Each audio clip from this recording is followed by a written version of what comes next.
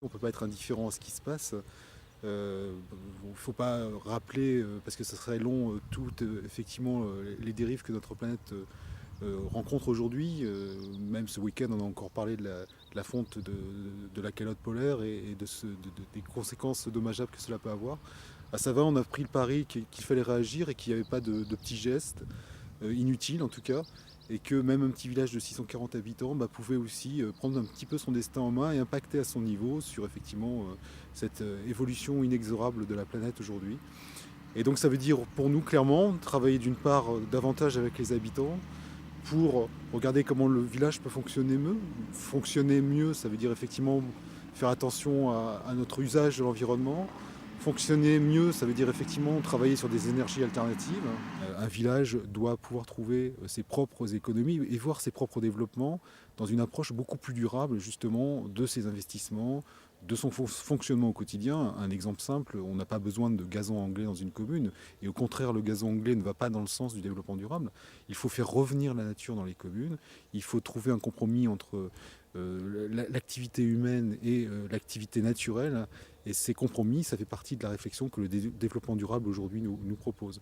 Alors au-delà du développement durable, qui est un bon principe, mais derrière lequel chacun met ses propres définitions, Savin va plus loin et est le premier village de la région Île-de-France aujourd'hui à partir dans un agenda 21. Alors au-delà du terme technique, l'agenda 21, c'est Rio, c'est 1992, c'est 173 États qui décident effectivement d'adopter un cahier des charges, des bonnes pratiques, et qui encourage à ce que le 21e siècle soit le siècle de la prise de conscience. Alors pour lancer cette politique, cet agenda 21, vous avez consacré une journée à l'eau. Pourquoi ce thème de l'eau? Alors l'eau, c'est à la fois une thématique naturelle en Seine-et-Marne, puisque l'eau est une denrée rare avec des problèmes de pollution que l'on connaît par ailleurs, mais surtout parce que j'ai un ancien professeur qui s'appelle Christian Buchet, qui a accepté, qui est maintenant monsieur d'ailleurs Grenelle de la Mer, et qui a accepté d'être le parrain de notre démarche. Il va être avec nous à nos côtés pendant le temps que prendra toute la démarche de mise en place, et son sujet de prédilection c'est la mer bien évidemment, et donc il nous a paru naturel de conjuguer la mer et l'eau, et puisque tout part et revient à la mer, eh bien, l'eau était la première thématique dans cette journée du développement durable à Savin, inscrite dans la semaine du développement durable d'ailleurs. Alors, vous avez voulu également matérialiser lors de cette journée à travers quelques exemples concrets cet ancrage dans le développement durable. Lesquels? Alors, deux actions significatives à notre sens. D'une part, petit village rural sans beaucoup de moyens, je me répète, mais ça n'exclut pas d'avoir des idées, et des idées d'ailleurs que parfois on reprend, puisque une idée vient de TV77 et de France Télécom, celle de valoriser le patrimoine à travers les nouvelles technologies, le flashcode en l'occurrence. Et l'autre point, c'est le land art.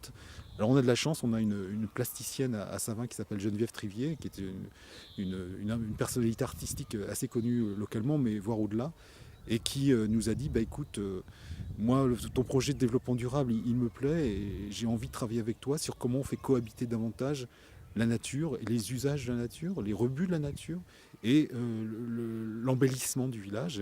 Et voilà, ça s'exprime donc derrière moi par un certain nombre de compositions artistiques qui sont biodégradables, qui dureront leur cycle de vie naturel, mais qui ont aussi le mérite d'être construits dans le temps et au vu aussi de tout le monde, ce qui a aussi l'intérêt d'entamer un dialogue avec les passants, ceux qui voient l'œuvre d'art se construire au fur et à mesure.